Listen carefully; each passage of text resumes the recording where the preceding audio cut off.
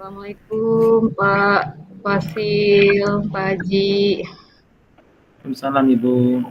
Assalamualaikum Bu Dian semua. KGP. Waalaikumsalam.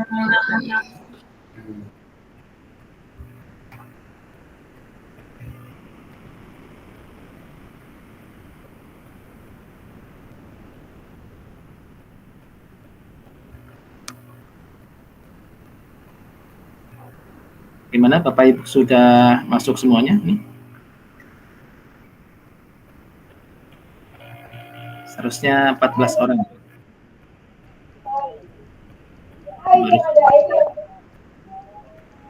Bentar, suaranya ini putus-putus ya? Gimana? Kedengar Bu? Suara saya kedengar nggak? Putus-putus. Terdengar Pak. Terdengar ya? Iya, ya. Bunita suaranya menggema tuh.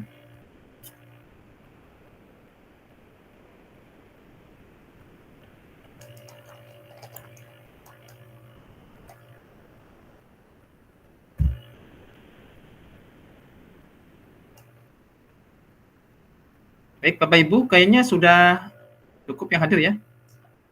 Tinggal 2 orang lagi kalau melihat di absen nih.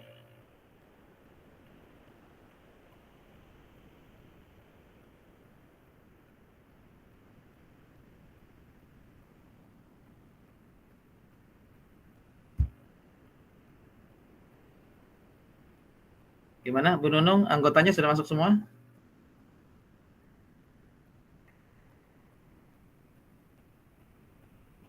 Sementara saya belum hafal nih siapa saja yang binaan Bu Nunung.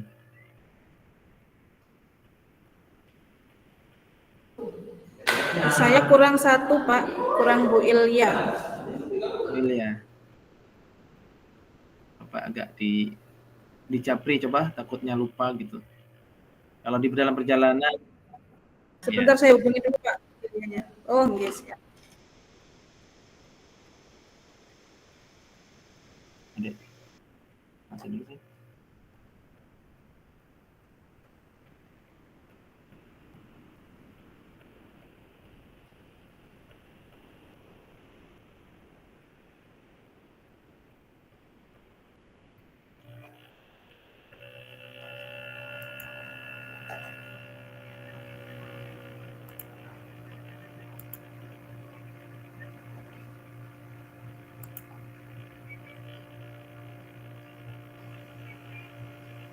Pak Wahyudin sudah mulai bergabung, Pak. Oh, sudah ya. Sudah. Habis sibuk mengkondisikan PPDB. Bapak Ibu barangkali backgroundnya bisa dirubah dulu supaya agak indah gitu ya. Tapi kalau yang sudah bagus ya nggak apa-apa. Karena dari panitia tidak memberikan background. Ya, Bu Ilya sudah masuk dulu ya. Bagus nih Pak.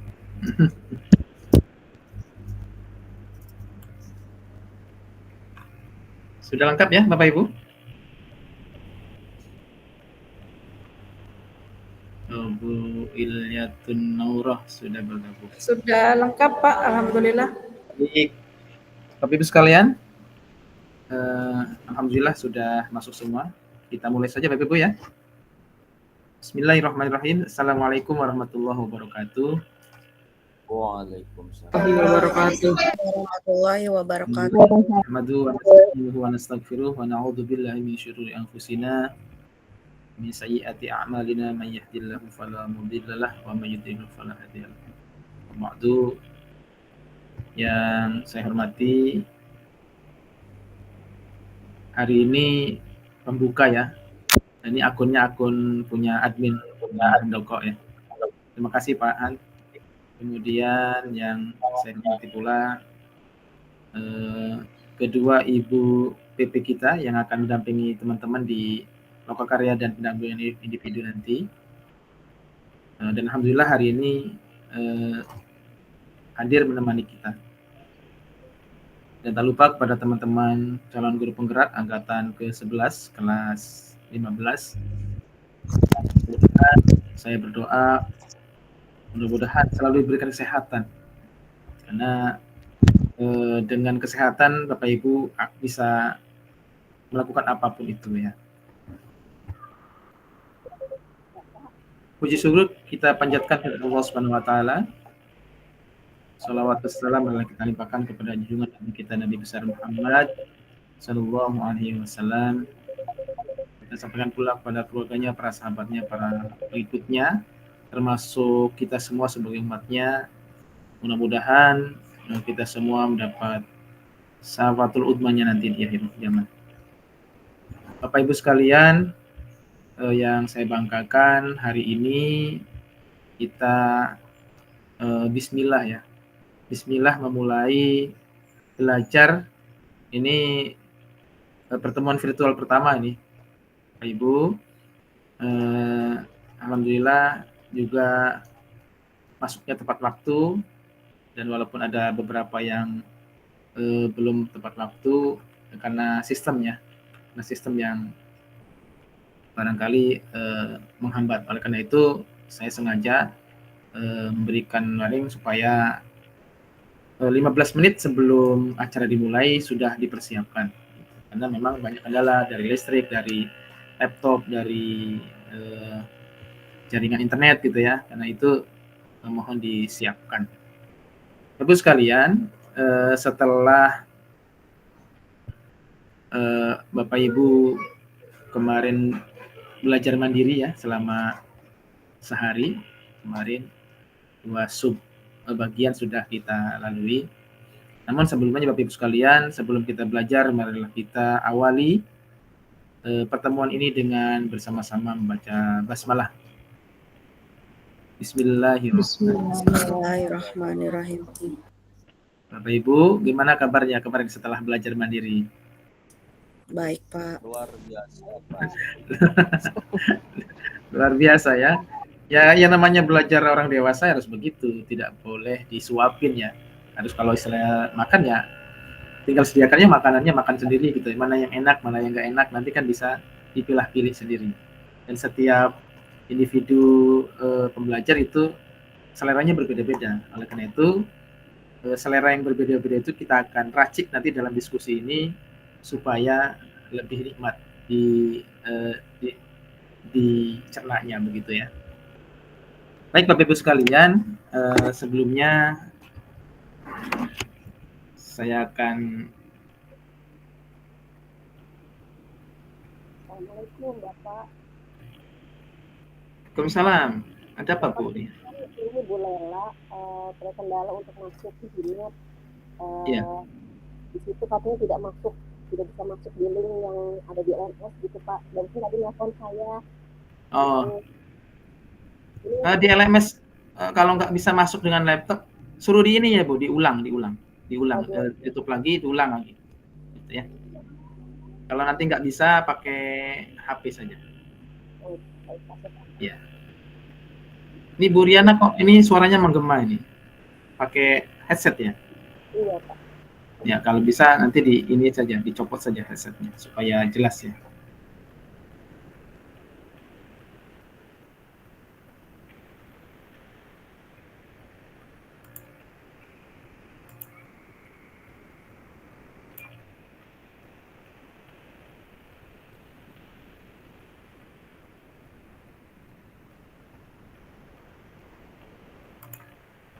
Baik Bapak Ibu, tayangan sudah kelihatan Bapak Ibu? Sudah, Pak. Alhamdulillah. Sudah, Pak, sudah. Sudah Pak kelihatan.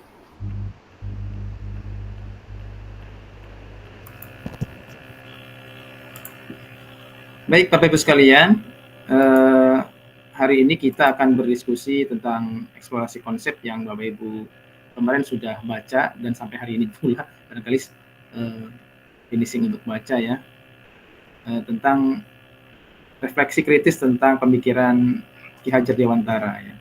Kita tahu bahwa Ki Hajar Dewantara itu adalah bapak pendidikan kita yang dulu merintis pendidikan di Indonesia.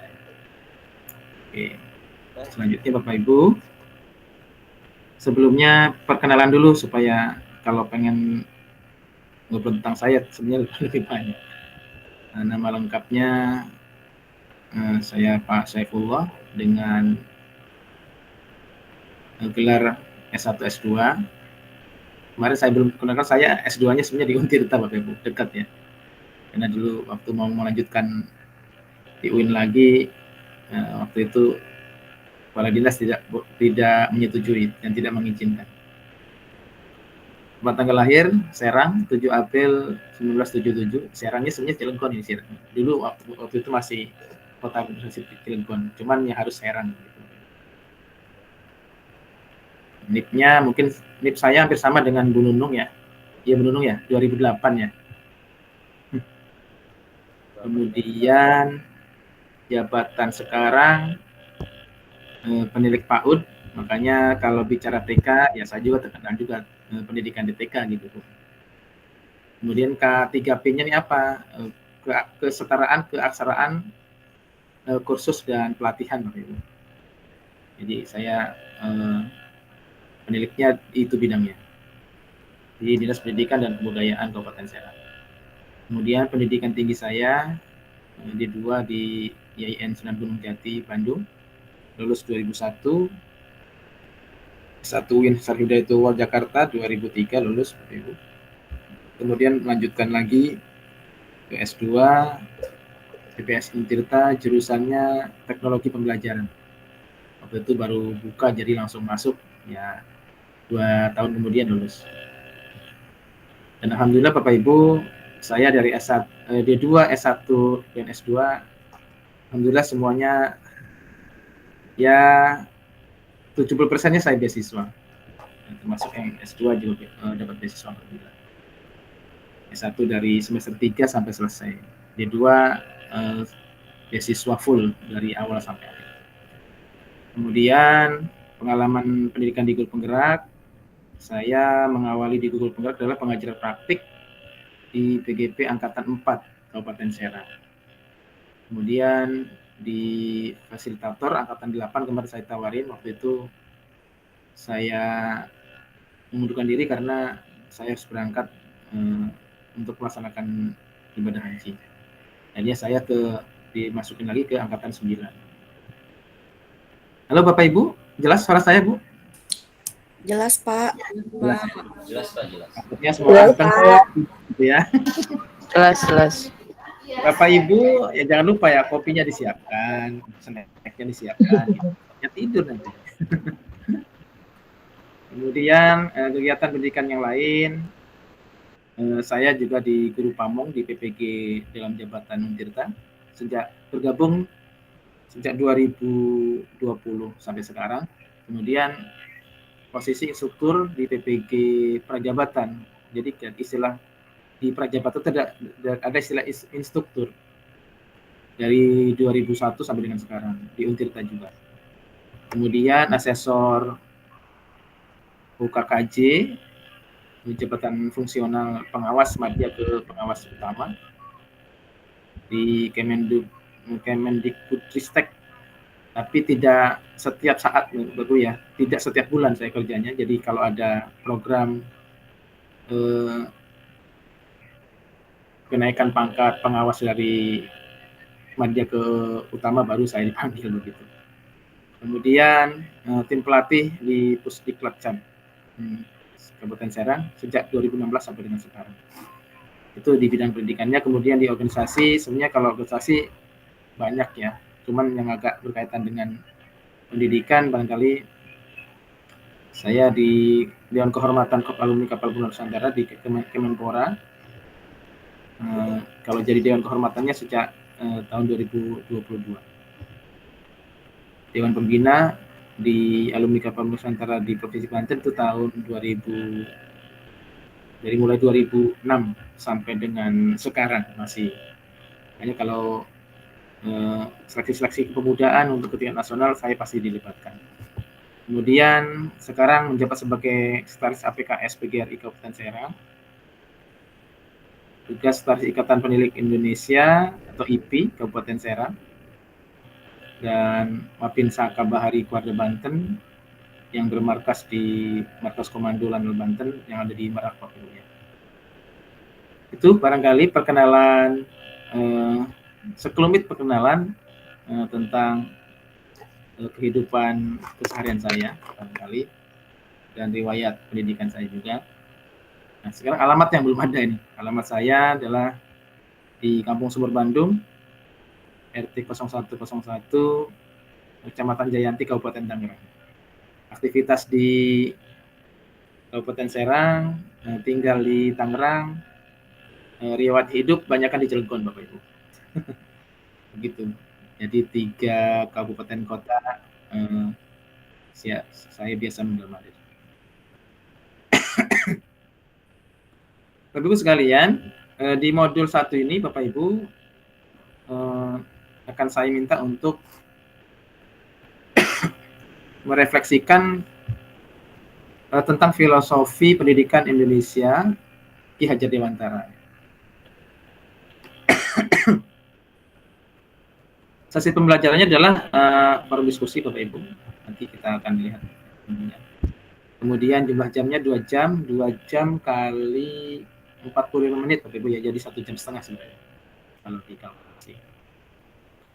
Fasilitatornya Pak Ipung, panggilan saya Pak Ipung Bapak Ibu, kalau panggilan akrabnya Pak Ipung. Jadi Bapak Ibu tidak usah harus canggung. boleh panggilan singkat saya adalah Pak Ipung. Jadi kalau yang sudah kenal saya biasanya panggilnya Pak Ipung aja karena lebih gampang.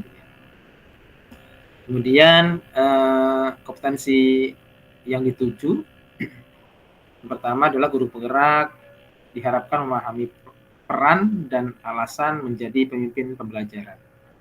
Ini Bapak Ibu mau tidak mau ya harus berubah. Kemudian guru penggerak melalui refleksi diri yang terdokumentasikan mampu secara reguler mengidentifikasi kebutuhan peningkatan kompetensi dan kematangan diri demi mendukung pembelajaran murid. Ini refleksinya buat diri sendiri Bapak Ibu ya. Jadi apa nih kekurangan kita, apa kelebihan kita gitu ya. Dan yang berikutnya ada kekurangan kita. Nah, makanya apa nih kira-kira yang harus kita tambah. Kemudian capaian umum modul pertama adalah CGP mampu memahami pemikiran filosofi pendidikan Ki Hajar Dewantara dan dapat melakukan refleksi kritis atas korelasi pemikiran-pemikiran tersebut dengan konteks pendidikan lokal dan nasional saat ini ya Bapak Ibu ya. Masih relevan atau tidak gitu ya pemikiran Ki Hajar Dewantara. Kemudian yang keduanya, CGP mampu mengambil pembelajaran dan pemikiran filosofis Ki Hajar Dewantara untuk diterapkan sebagai pemimpin pembelajaran yang mengupayakan terwujudnya sekolah sebagai pusat pengembangan karakter. Nah, ini. Nah, secara khusus Bapak Ibu modul ini diharapkan dapat membantu CGP untuk mampu memiliki yang pertama pengetahuan tentang dasar-dasar pendidikan, terutama dari Ki Hajar Dewantara Bapak Ibu ya. Kemudian keterampilan mengelola pembelajaran yang berpihak pada murid pada konteks lokal, kelas dan sekolah. Artinya Bapak Ibu bukan hanya mikir satu kelas, tapi dalam konteks satu sekolah gitu ya. Kemudian yang ketiganya sikap reflektif kritis dalam menerapkan pembelajaran yang merefleksikan dasar-dasar pendidikan Ki Hajar Dewantara dalam menuntun murid mencapai kekuatan kodratnya. Nah, ini Bapak Ibu tentunya nanti reflektif ini berdasarkan dari kehidupan Bapak Ibu ya. Bagaimana dulu saya belajar gitu ya, kemudian bagaimana sekarang dan bagaimana ke depan seperti itu. Baik Bapak Ibu sekalian, pertama tadi pembukaan, kemudian refleksi pembelajaran modul. Ini waktunya agak lama, Bapak Ibu nanti saya minta untuk bisa memberikan refleksi pembelajaran di modul ini sekitar 3-5 menit per peserta ya. Jadi Bapak Ibu mohon untuk bisa beraktivitas secara keseluruhan. Kemudian aktivitas sesi ini nanti Bapak Ibu bisa berdiskusi, oh kejadian di sekolah saya mah begini, oh kejadian di daerah saya begini, secara sosial Bapak Ibu ya. Kemudian bagaimana masukan-masukan atau komentar dari teman-teman yang lain. Nah, ini kan bisa membangun suatu harmonisasi hasanah pendidikan dari berbagai macam sekolah dipadukan untuk jadi kita ramu menjadi suatu yang indah begitu. Kemudian di akhir diharapkan ada review aktivitas belajar hari ini. Terakhir adalah ditutup. Jadi Bapak Ibu, sebelum belajar kita akan lihat dulu tujuan belajar peserta. Tujuan belajarnya Bapak Ibu, peserta mampu memberikan refleksi kritis tentang pikiran hari dalam forum diskusi. Ya. Ini intinya. Cuman yang paling penting adalah Bapak Ibu nanti di kelas, nah ini ada kesepakatan belajar. Nah di kelas ini kita juga ada kesepakatan belajar. Yang pertama Bapak Ibu, seluruh peserta memiliki kesempatan untuk berpendapat. Gimana? Setuju Bapak Ibu? Setuju, Pak. Setuju. Nanti kalau yang tidak setuju boleh dihapus, boleh diperbaharui gitu ya. Kemudian berpikiran terbuka dan saling menghormati. Setuju? Setuju, Pak. Oke. Jika ada salah satu peserta berbicara, maka peserta yang lain mendengarkan. Setuju ya?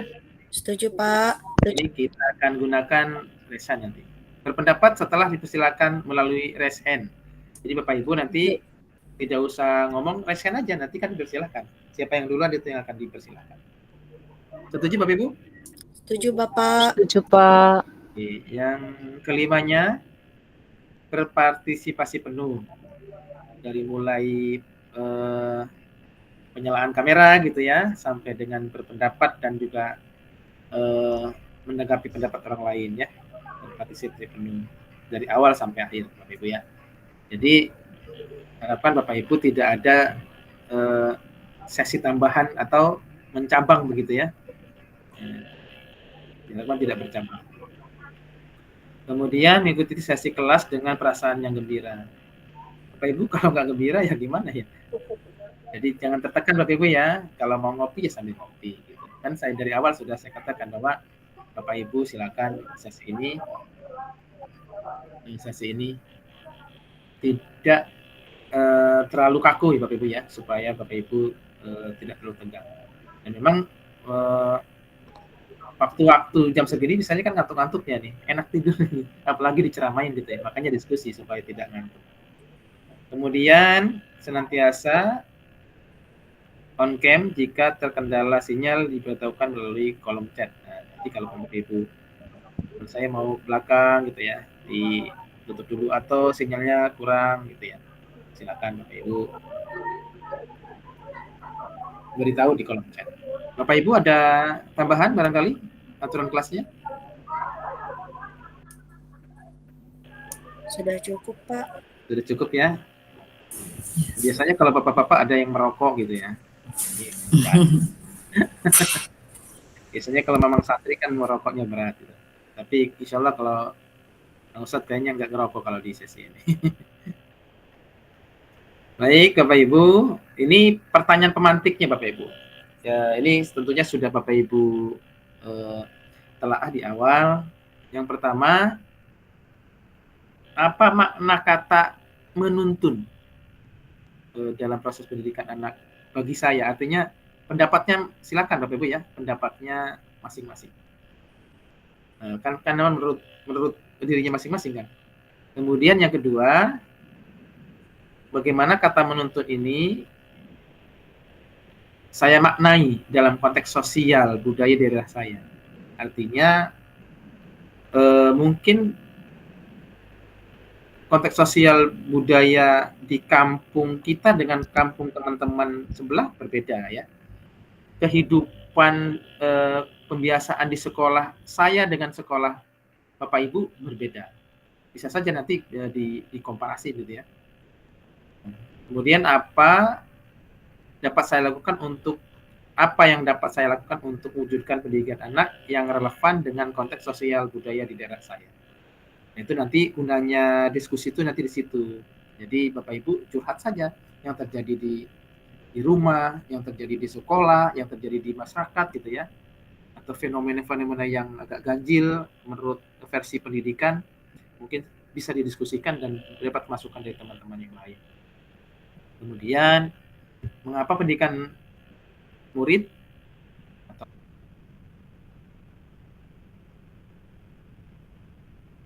anak? Pak, maaf, suaranya nge-freeze ya, Pak? Hilang suaranya ya? Iya, suaranya seperti terputus.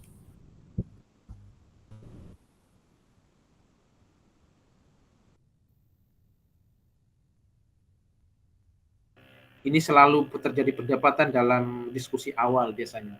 Karena menghamba itu biasanya kata-katanya abdun, gitu ya. Jadi menghamba. Ya. Jadi kalau ada hamba itu ada kholik gitu, Ustaz gitu ya. Jadi ada Tuhan, ada hamba. Itu makanya perumpamaannya menghamba itu terlalu tinggi. Gitu. Biasanya terjadi perdebatan kalau untuk masalah ini. Tapi pada akhirnya kita memahami betul bahwa maksud dengan menghamba ini bukan yang yang saya sampaikan tadi, bukan. Dengan peran saya sebagai pendidik. Nah ini harus menjadi lakon seperti apa saya nih untuk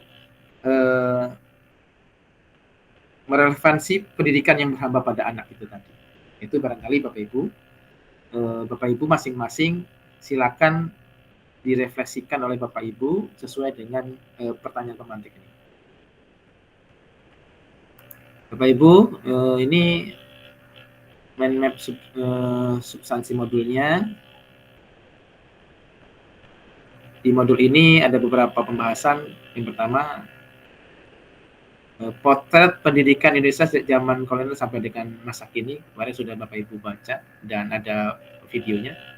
Kemudian kerangka pemikiran PhD tentang dasar-dasar pendidikan, metode Montessori, Probel dan Taman Anak gitu ya. Kemudian ada juga pembahasan tentang asas pendidikan Ki Hajar Dewantara. Kemudian ya tentang pendidikan dan pengajaran. Kemudian dasar pendidikan yang menuntun. Ini juga sudah ada di bahan bacaan. Kemudian kodrat alam dan kodrat zaman. Nah, ini mungkin Bapak Ibu yang walaupun sudah mengenal kodrat alam dan kodrat zaman, mungkin sekarang kita diingatkan kembali oleh kurikulum guru penggerak ini. Oh ya, ternyata kodrat alam dan kodrat zaman itu penting untuk mendasar kita sebagai pendidik gitu ya. Dan yang tak kalah pentingnya adalah budi pekerti, penerapan budi pekerti. Nah, ini yang mempertimbangkan tentang cipta, rasa, karsa, dan karya. Ini harus kita pahami juga kalau kita ingin menjadi guru yang betul-betul mau disebut guru profesional gitu ya. Makanya ini kurikulumnya bagus sekali ditempatkan di awal. Bagaimana seorang calon guru penggerak menuju guru yang benar-benar jadi guru yang sejati gitu ya. Itu barangkali Bapak Ibu mind map-nya. Sekarang kita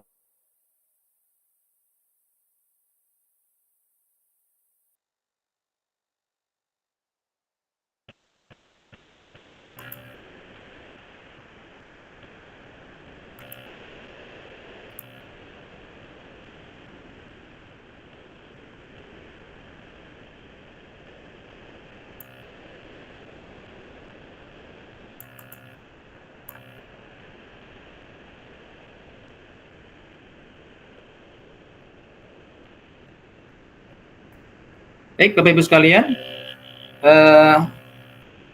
dalam kesempatan ini saya berikan kesempatan kepada Pak Wahyudin untuk bisa memimpin jalannya diskusi hari ini, khususnya untuk yang nanti pada saat berdialog ya, ada 20 menit nanti. Nah, untuk yang pertama ini langsung saya pimpin. Saya berikan kesempatan kepada yang raise hand duluan untuk memberikan komentar reflektifnya. Silakan barangkali teman-teman yang ingin duluan. Tapi semuanya berikan kesempatan ya, Bapak Ibu ya. Silakan.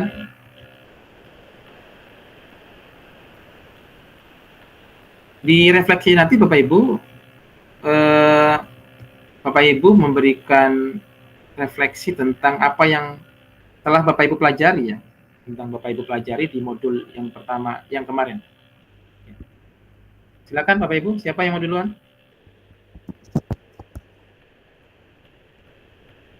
Pak KM duluan.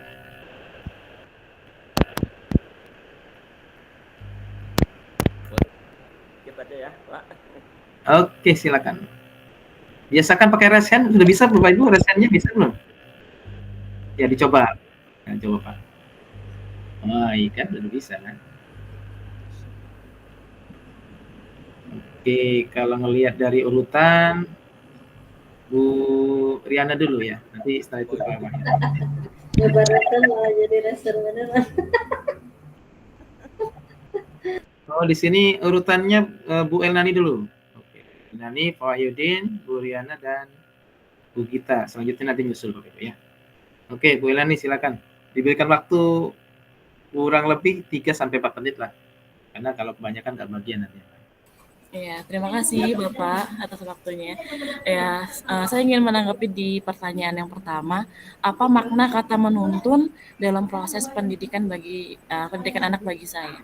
Yang saya bayangkan dari kata menuntun ini berarti seperti mendampingi anak berjalan bersama-sama seperti itu Pak ya. Berjalan berdampingan untuk menentukan arah yang benar. Yang saya bayangkan seperti itu Pak. Jadi kita mendampingi anak, memberitahu jalan mana yang baik untuk dia, dan jangan sampai dia terjatuh seperti itu yang saya bayangkan. Untuk nomor 1 sekian sih Pak. Apa semuanya nih Pak? Iya semua Bu, semua. Oh semuanya. Dan kalau bagaimana? Ya bagaimana kata menuntun? Ini saya maknai sebagai apa? Menuntun saya maknai dalam konteks sosial budaya di daerah saya. Apa dapat saya lakukan untuk mewujudkan pendidikan anak yang relevan dengan konteks sosial budaya di daerah saya? Iya, di sini agak berisik nggak Pak suaranya di sini? Nggak apa-apa. Iya. Iya. Kata menuntun untuk memaknai konteks sosial budaya. Ini berarti saya di sini kita menjelaskan atau membimbing anak untuk mengerti budaya-budaya yang ada di sekitar. Emang di sini kalau di sekolah saya memang sudah berjalan itu karena adanya P5 itu Pak ya. Alhamdulillah kita mampu mendampingi anak, memberitahu ke anak bahwa kearifan lokal di daerah kita tuh banyak di sini. Kita sudah mulai mengenalkan gitu. Kita memberitahu bagaimana mengenalkan baik apa saja sih budaya-budaya yang ada di sini seperti itu. So, anak juga mengeksplorasi, mencari tahu lebih dalam lagi setelah kita bimbing untuk mencari tahu tentang budaya-budaya yang ada di sini. Terus mengapa pendidikan murid atau anak perlu mempertimbangkan kodrat alam dan kodrat zaman? Menurut saya kodrat alam dan kodrat zaman ini kan selalu berubah. Zaman selalu berubah. Kodrat alam bagaimana anak ini tinggalnya di tempat yang seperti apa gitu ya Pak. Kalau misalnya tidak mempertimbangkan kodrat alam dan juga kodrat zaman, sepertinya anak akan tertinggal dan tidak mampu bersaing dengan murid-murid dari sekolah lain yang mempertimbangkan hal ini di dalam pendidikannya. Seperti itu. Relevansi pemikiran Ki Hajar Dewantara, pendidikan yang menghamba pada anak dengan peran saya sebagai pendidik. Ya, untuk pendidikan yang menghamba pada anak ini juga pertama mendengar saya agak terkejut ya, menghamba. Kayaknya terlalu tinggi banget bahasanya menghamba. Bukankah kita hanya menghamba pada Tuhan gitu, pada Allah. Nah agak terkejut juga. Apa maksudnya jika kita menghamba ini? Ya ternyata menghamba ini bukan menyembah, tapi kita selama menjalani proses pendidikan ini perlu mengetahui, mengenal lebih jauh anak itu seperti apa. Kita berpusat pada murid, anak membutuhkan pembelajaran seperti apa. Ya, jadi kita benar-benar terfokus pada murid, tidak mementingkan hak kita sebagai guru, gitu. Menyampingkan hak kita sebagai guru, tapi kita harus berfokus pada anak-anak membutuhkan seperti apa. Walaupun kita merasa contohnya seperti guru SD misalnya apa ya, di sini nggak ada bagian konseling, tapi kayaknya anak ini butuh konseling gitu. Jadi kita harus memberikan sedikit waktu untuk anak agar dia bisa fokus kembali dalam pembelajaran jika masalahnya di luar sekolah bisa dibantu diselesaikan seperti itu. Mungkin segitu menurut saya Pak ya, kurang lebihnya mohon maaf. Terima kasih. Wassalamualaikum warahmatullahi wabarakatuh. Waalaikumsalam warahmatullahi wabarakatuh. Kita kasih plus Bapak Ibu buat teman kita yang pertama nih. Ada? Nggak ada ininya ya. Emotikonnya nggak ada ya, yang biasa muncul katanya. Ada nih. Oke. Sudah bisa Bapak Ibu emotikonnya? Coba kita gunakan supaya lebih rame ya. Iya. Baik Bapak Ibu sekalian, selanjutnya saya persilakan kepada Pak Yudin. KM, silakan Pak. Secukupnya Pak. Dengan singkat. Kedengar Pak ya? Kedengar Pak. Oke. Sedikit saya memberikan satu wacana terkait pertanyaan semantik ini. Yang pertama adalah apa makna kata menuntun dalam proses pendidikan anak bagi saya. Seorang anak yang memang pada dasarnya tidak tahu tentang sebuah hal, terutama tidak tahu tentang suatu hal itu, dia akan tentunya mengarah ke hal-hal yang mungkin tidak kita inginkan. Makanya disitulah kita posisinya adalah bagaimana menuntun anak itu ke arah yang kita harapkan. Jadi kata makna menuntun, di samping tadi oleh Ibu Elnani mendampingi, ya benar ya. Bahkan untuk kata menuntut ini lebih dalam lagi menuntunnya, Pak. Bisa menuntun secara fisiknya, juga bisa menuntun secara mentalitasnya. Kadang-kala kita kalau menuntun tidak memperhatikan satu mentalitasnya, ya kadang-kala anak pun susah akan kita tuntun. Kadang-kala kita arahkan begitu, anak kadang menangis, padahal itu bagus diarahkan ke sana kan. Nah, oleh karena itu kata menuntut ini di samping mendampingi secara fisik juga mendampingi secara mentalitasnya, agar dalam proses pendidikan anak itu ya sesuai dengan apa yang saya harapkan dan anak pun secara sadar ya mengikuti apa yang kita lakukan. Terus bagaimana kata menuntun saya maknai dalam konteks sosial budaya di daerah saya, dan apa dapat saya lakukan untuk mewujudkan pendidikan anak yang relevan dengan konteks sosial budaya di daerah saya. Benar sekali Bu, apa yang disampaikan oleh tadi teman saya, bahwasanya dalam konteks sosial budaya sebelumnya memang anak dan anak-anak kita itu tidak tahu tentang bagaimana hidup bersosial di budaya yang kita alami gitu ya. Tentu salah satunya kita arahkan bahwasanya kita dalam hidup bermasyarakat harus benar-benar melakukan tindakan-tindakan sosial. Seperti apabila di dalam masyarakat itu kita budaya sosialnya sering bergotong royong, ya anak-anak kita ikutkan bergotong royong.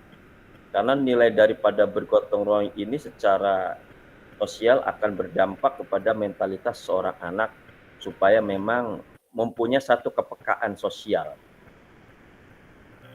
Terus yang selanjutnya, apabila anak ini sudah melakukan kepekaan sosial, tentu akan tumbuh nilai-nilai kemandirian. Dan walaupun nilai kemandirian itu sudah ada, tetap kita terus mengawasi supaya memang sesuai dalam budaya sosial yang ada di masyarakat kita. Nah, itu salah satunya.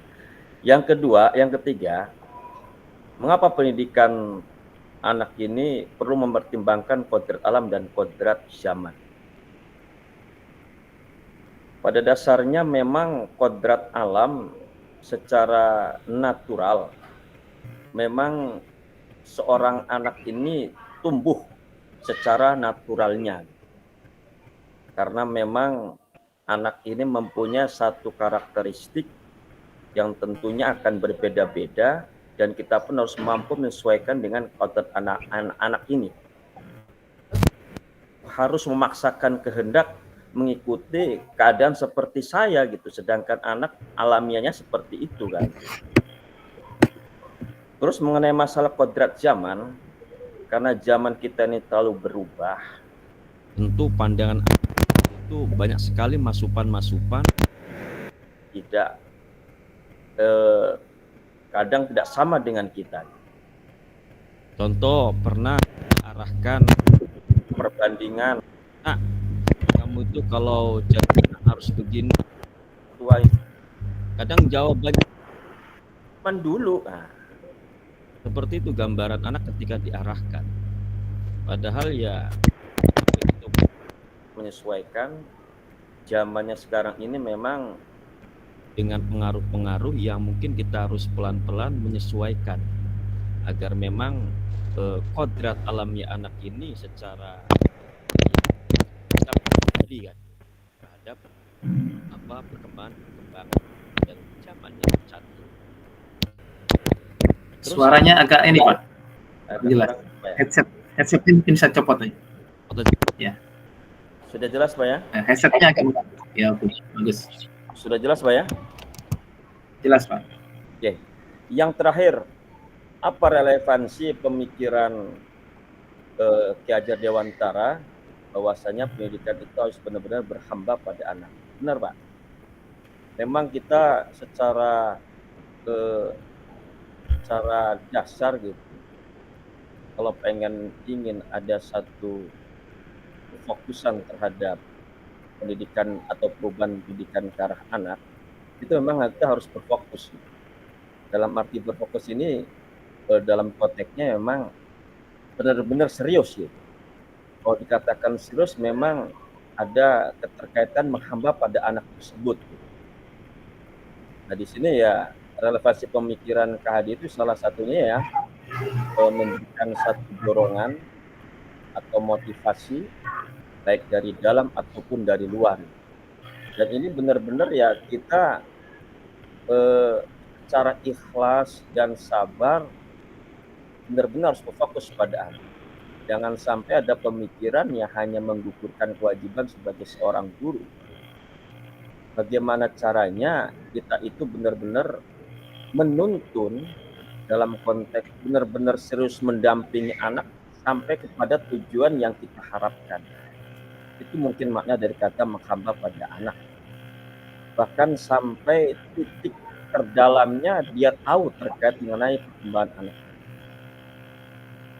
Nah di sini mungkin kelemahan-kelemahan kita kadangkala sebagai seorang guru hanya sebatas menggugurkan kewajiban berdasarkan aturan-aturan prosedur tersebut. Tapi nilai-nilai kebermaknaan itu kadangkala kita tidak didapatin daripada mendidik anak ini. Itu saja mungkin pemikiran saya Pak tentang menjawab tentang pernyataan pematik ini.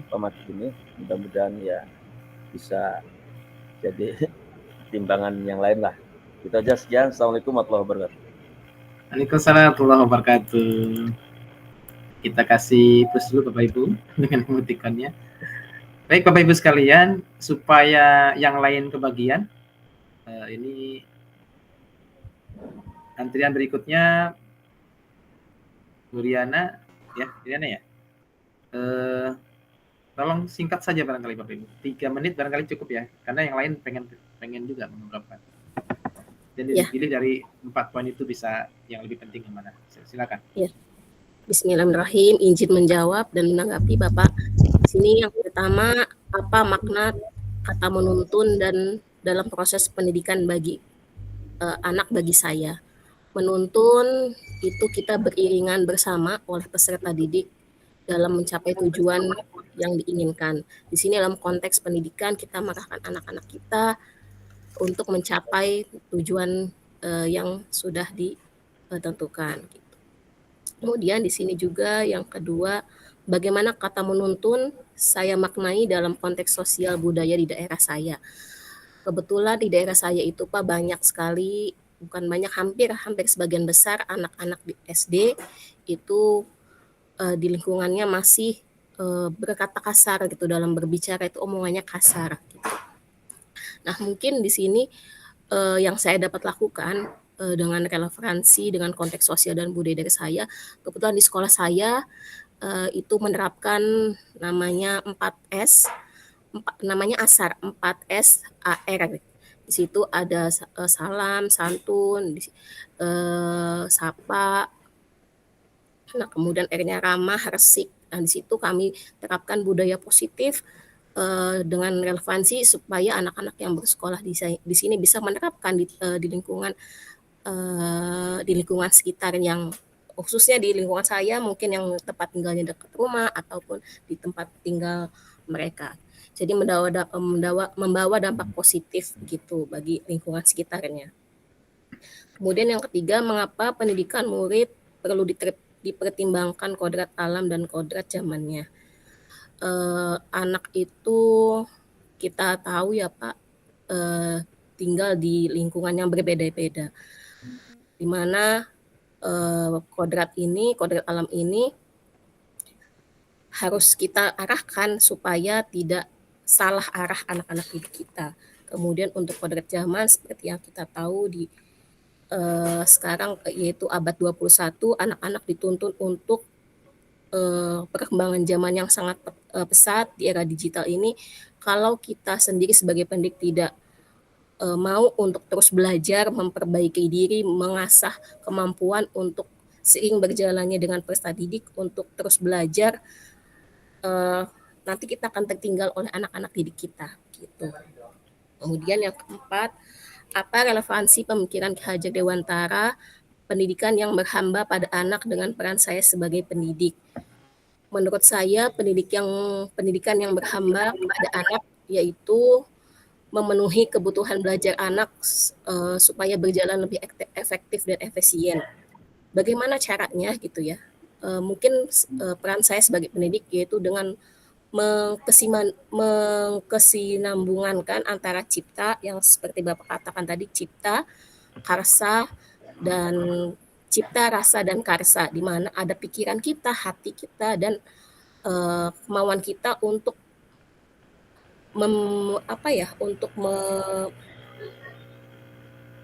menuntun anak-anak kita sesuai hati kita, dengan dari hati begitu. Kemudian di situ juga ada budi pekerti, di mana raga kita pun ikut turut serta dalam menuntun anak-anak didik kita. Mungkin itu dari saya Pak terkait pertanyaan pemantik ini. Terima kasih. Baik, terima kasih Bu Riana. Kita kasih close dulu Bapak Ibu. Oke. Selanjutnya Bapak Ibu, Bu Gita ya, silakan Bu Gita. Baik. Kalau bisa singkat ya. Baik Bapak. Assalamualaikum warahmatullahi wabarakatuh. Izin menjawab pertanyaan dari pemantik. Mungkin saya singkat saja Pak. Gabungan dari nomor 1, 2, 3, dan 4. Saya mencoba merangkumnya menjadi 1. Menuntun sesuai dengan KBBI adalah membimbing. Jadi dalam proses pendidikan menurut saya ada proses pembimbingan anak sesuai dengan kodratnya, baik itu kodrat alam maupun kodrat zaman, namun tidak mengindahkan nilai-nilai budaya lokal. Jadi walaupun zamannya ini sudah pesat, tapi tetap kita mengingatkan atau membentuk karakter baik pada anak sesuai dengan budaya yang ada di lingkungan sekitar. Kemudian adapun pendidikan yang berhamba pada anak, berhamba di sini maksudnya peran kita sebagai pamong yang dapat memfasilitasi anak sesuai dengan karakteristik, kondisi peserta didik yang beragam, sehingga diharapkan peserta didik itu dapat tumbuh sesuai minat, bakat, dan kemampuannya. Jadi tidak lagi mengajarkan burung untuk berenang seperti itu, tapi lebih pengajaran yang diberikan dapat membekali anak-anak kemampuan yang bisa kayak life skill yang bermanfaat bagi anak-anak. Menurut saya itu saja Pak, pandangan dari saya. Terima kasih. Wassalamualaikum warahmatullahi wabarakatuh. Waalaikumsalam warahmatullahi wabarakatuh. Cukup berisi ya, walaupun singkat. Terutama tadi pembelajaran yang tidak memaksakan tadi ya. Jadi dikembangkan sesuai dengan bakat yang ada. Nanti ketemu dengan pembelajaran berdiferensiasi nanti di modul 3. Bapak Ibu, silakan saya berikan waktu pada Bu Ilyatun Nauroh. Silakan Ibu. Baik Pak, terima kasih ya. Mohon izin Bapak ya menjawab pertanyaan. Di sini yang pertama menuntun. Menurut saya ya sama sih sama teman-teman yang lain ya, bahwa kita tuh mendidik gitu tuh, membimbing anak-anak agar anak-anak itu mempunyai karakteristik karakter yang kita inginkan, seperti perilaku baik, mengingatkan perilaku mana yang baik, mana yang buruk gitu kan. Kita tugasnya guru ya Pak ya. Di kelas itu kan biasanya pasti ada suatu kejadian seperti atau bicara kasar atau membuli teman, itu dijadikan bahan diskusi gitu kan, sehingga kita menuntun anak nih, nah yang ini baik tidak ya, yang ini salah tidak ya, jadi kita harus seperti apa. Jadi kita mengevaluasi kegiatan pembelajaran selama seharian di kelas, itu kita membimbing anak-anak, menuntun anak-anak agar bisa membedakan mana yang baik, mana yang buruk. Itu yang pertama. Yang kedua, kita menuntun, kata menuntun dalam konteks sosial ya, kita lihat budaya di sekitar lingkungan sekolah kita ya, baik itu di dalam sekolah ataupun di luar sekolah, kayak budaya gotong royong aja gitu ya kan.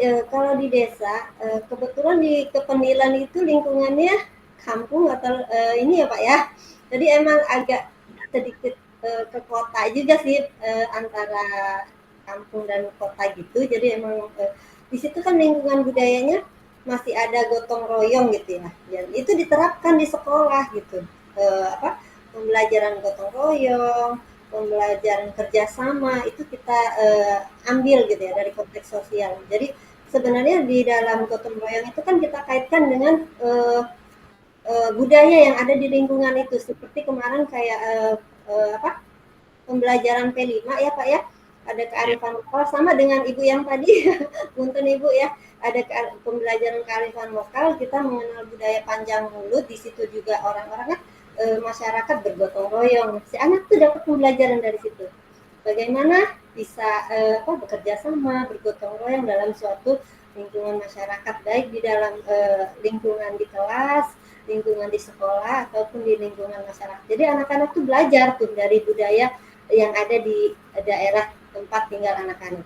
Kemudian, mengapa pendidikan itu perlu mempertimbangkan kodrat alam dan kodrat zaman? Kembali lagi, ketika si anak itu berada di dalam lingkungan, entah itu di pegunungan, entah itu di pesisir laut, di dekat pantai, itu pembelajarannya itu berbeda kan Pak ya.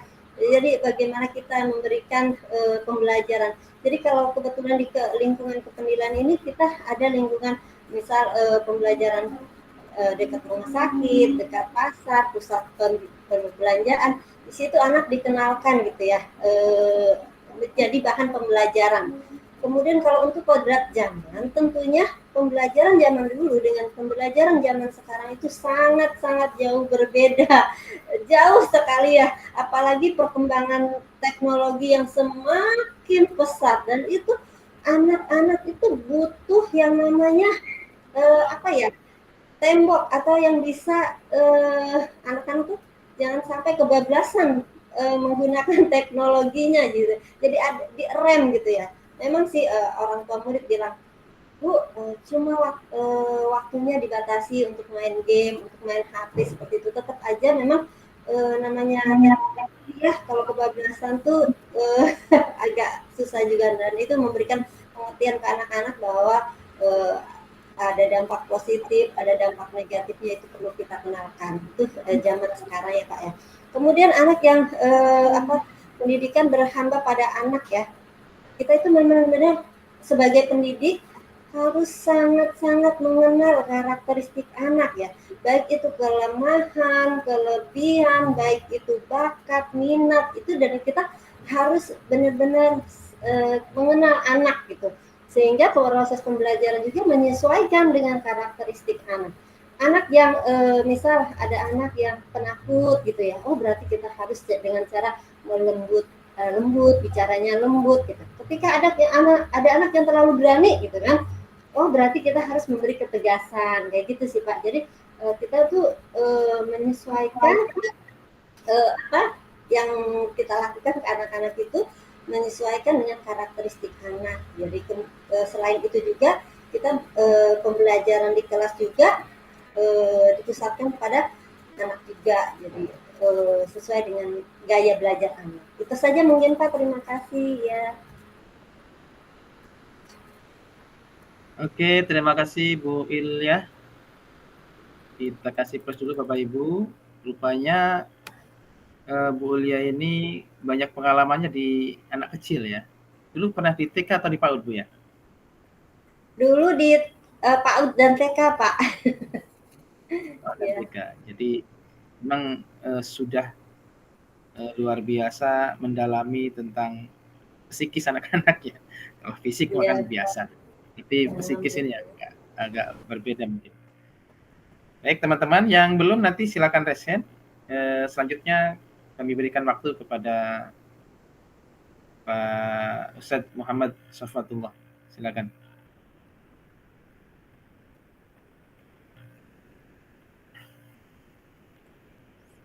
Baik, bismillahirrahmanirrahim. Suaranya belum terdengar Pak. Halo? Oke. Sudah Pak? Sudah terdengar. Oke, bismillahirrahmanirrahim. Rabbi shrah li sadri wa yassir li amri wahlul 'uqdatam min lisani yafqahu qawli. Terima kasih Bapak Haji Saifullah yang telah memberikan kesempatannya. Langsung saja saya ingin menjawab pertanyaan pemantik, namun secara singkat saja. Saya ingat betul waktu di sekolah saya dulu di swasta di FYLN memiliki moto appreciating various potential, artinya mengapresiasi potensi yang ada pada diri anak apapun itu ya.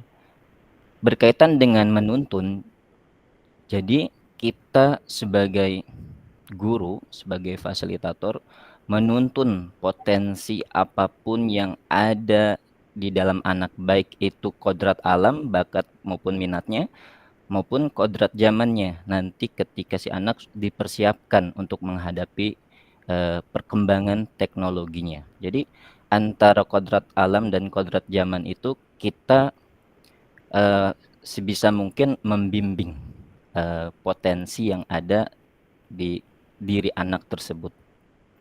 Berkaitan dengan relevan dengan konteks sosial budaya, tentu saja ada, karena ketika kita sudah membimbing baik itu bakat ataupun minat yang dimiliki anak, pasti ketika anak itu berkembang pasti sudah siap untuk hidup baik di kehidupan masyarakat ataupun di kehidupan ketika setelah dewasanya dia mencari pekerjaan atau apa, pasti mereka sudah tertanam bakat dan minat yang telah kita arahkan seperti itu Pak.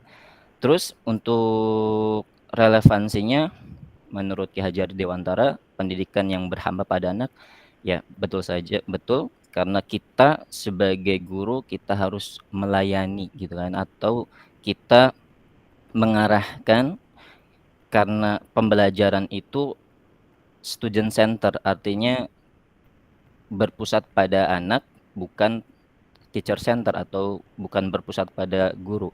Artinya kita mengarahkan anak itu supaya sesuai apa yang menjadi tantangannya di kehidupan nanti setelah dia dewasa. Mungkin itu saja Pak pemaparan dari saya tentang pertanyaan pemantik. Kurang lebihnya mohon maaf. Terima kasih. Terima kasih Pak ya. Muhammad Syafatullah. Baik Bapak Ibu sekalian, selanjutnya kita nanti ngobrol ramenya setelah semua ada reflektif ya. Nah, karena nanti ada diskusi timbal balik. Sekarang masih ada reflektif dari pertanyaan pemantik saja. Ibu Eti Nurhayati, silakan. Ya, Assalamualaikum warahmatullahi wabarakatuh. Ya, izinkan untuk menjawab pertanyaan pemantik. Apa makna kata dari menuntun dalam proses pendidikan anak? Bagi saya, menuntun itu adalah membimbing secara perlahan dalam proses pendidikan. Mungkin yang anak yang tadinya belum bisa kita tuntun dengan perlahan sampai anak bisa gitu. Terus untuk yang kedua, bagaimana kata menuntun dimaknai dalam konteks sosial. Ya, seperti yang rekan-rekan semua ungkapkan, untuk menuntun di dalam konteks ini adalah kita tetap mengikuti zaman yang sekarang gitu, terus tidak meninggalkan budaya-budayanya.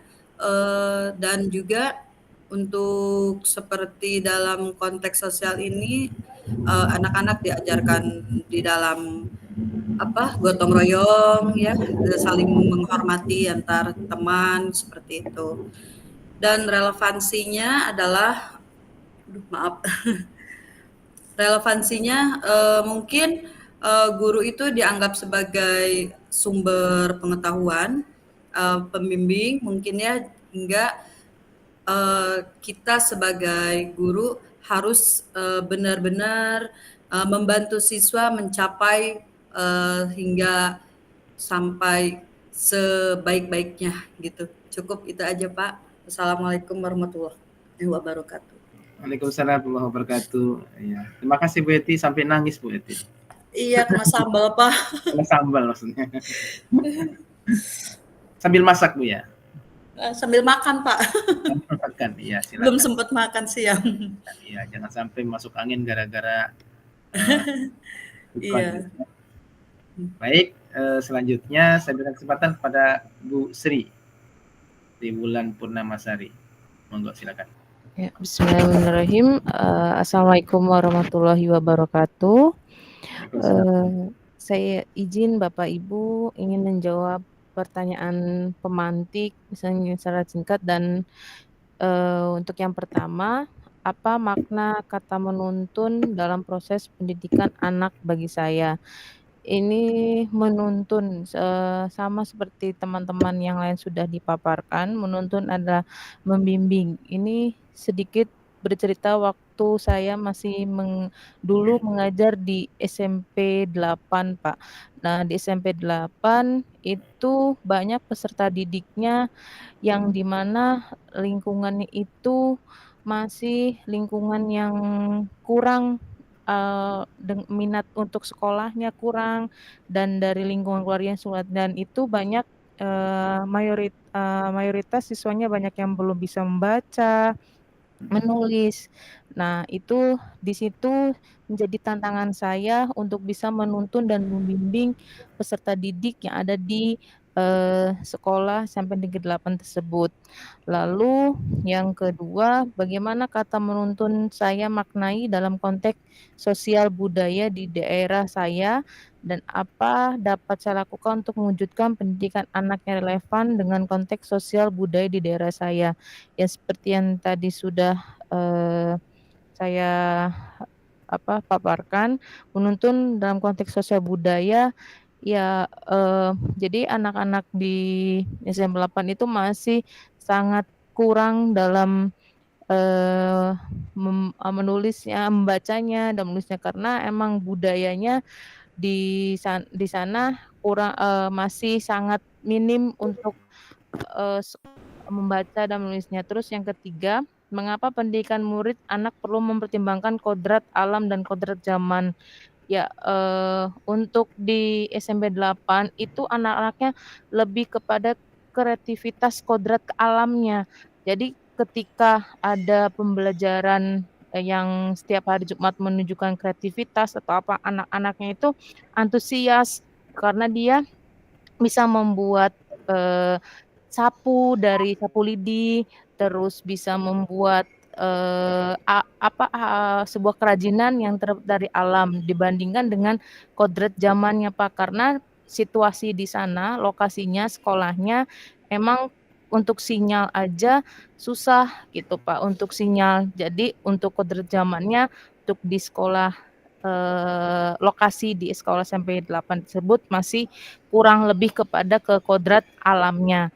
Lalu yang keempat, apa relevansi pemikiran di Ki Hajar Dewantara tentang pendidikan berhamba pada anak dengan peran saya sebagai pendidik? Ya di sana saya benar-benar melayani siswa tersebut dengan penuh kesabaran, dengan penuh ketelatenan dan lain-lainnya. Karena di sana benar-benar tantangan banget gitu di SMP 8 itu dengan anak-anak yang berbagai macam karakter, terus dan perekonomiannya dan lain-lainnya. Mungkin ya pertanyaan pemantik itu sedikit dikaitkan dengan pengalaman saya mengajar di SMP 8 dengan lingkungan yang kurang dan perekonomian kurang dan untuk kodrat zamannya masih belum bisa untuk 100% karena kendala sinyal dan lain-lainnya. Itu aja Pak, cukup dari saya. Mohon maaf kesalahan. Wassalamualaikum warahmatullahi wabarakatuh. Waalaikumsalam warahmatullahi wabarakatuh. Kita berikan plus Bapak Ibu. Namun sebelum ke yang lain, saya ingin tanya nih Bu, SMP 8 itu posisinya di mana sebenarnya? Di itu Pak, masuknya masih Cilegon Pak, SMP Negeri 8 Cilegon masuknya di kampung si Pecel itu Sugo Pecel, kampung Cina masuk ke dalam jauh Pak. Aduh dari mana kampung Krotek sananya lagi Pak. Cikerai. Cikerai. Dekat penjara situ ya?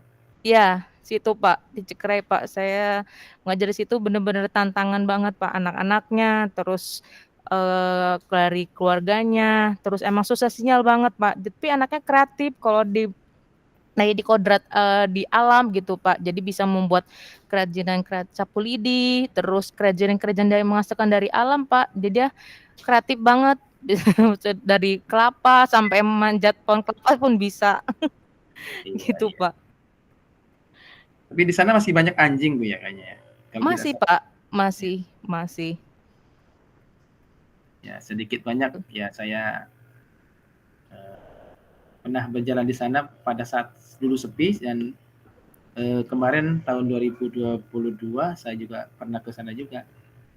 Ya sudah agak ramai sih begitu ya. Ya betul Pak, sekarang udah cukup ramai, terus jalan juga sudah bagus, sudah bagus. Cuma anak-anaknya masih lingkungannya masih belum mendukung sih Pak, karena emang mereka lebih baik bekerja daripada sekolah Pak. Pemikiran masih seperti itu. Gitu. Nanti kita diskusikan lebih lanjut tentang itu. Siap, ya. Baik. Terima kasih Pak. Sama-sama Ibu. Selanjutnya saya berikan kesempatan pada Bu Nur Laila. Silakan Bu Nur.